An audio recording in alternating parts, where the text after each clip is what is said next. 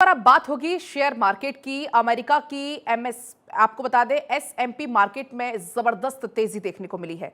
America में artificial intelligence की धूम, हिंदुस्तान का मैन्युफैक्चरिंग का डेटा 7 महीने के हाई पे, हिंदुस्तान का सर्विसेज डेटा 7 महीने में हाई पे। आपको बता दें अमेरिका में ब्याज दर अभी कम नहीं होगी।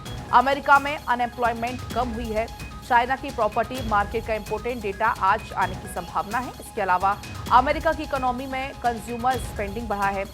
ईरान के अंदर कंस्ट्रक्शन एक्टिविटीज में भी तेजी आई है।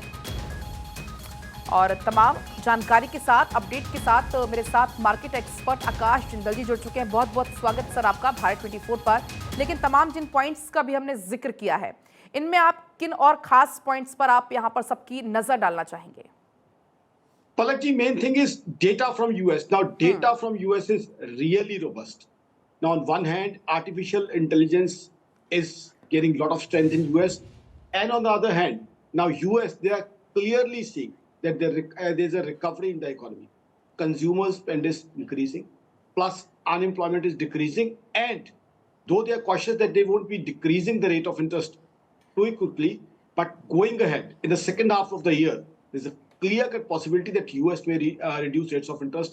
China also, we all know China's economy is not in a positive shape. China, they had deflation, they have unemployment, they had real estate issues, they had debt issues. Now, there's a very important property market data from China, which is expected today, which would tell us how China is faring, because Chinese economy is not doing very well. As far as India is concerned, प्रधानमंत्री मोदी की talented leadership के अंदर Hindustan economy तरक्की कर रही है, तेजी के नए आयाम छू रही है।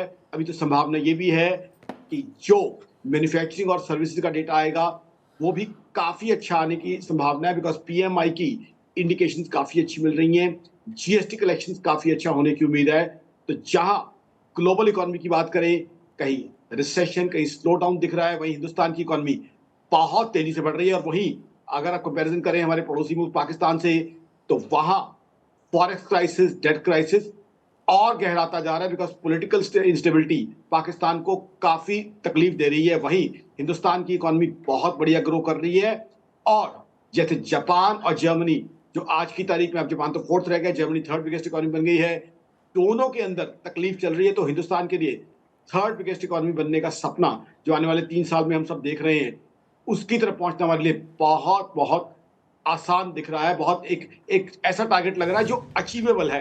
हालांकि हमें उसके लिए एफर्ट करना पड़ेगा, but that seems to be clearly an achievable target as of now. That's what my take is about Indian economy. और दिशा में हिंदुस्तान भी बहुत तेजी के साथ आगे बढ़ रहा है। फिलहाल बहुत शुक्रिया आपका तमाम जानकारी के लिए।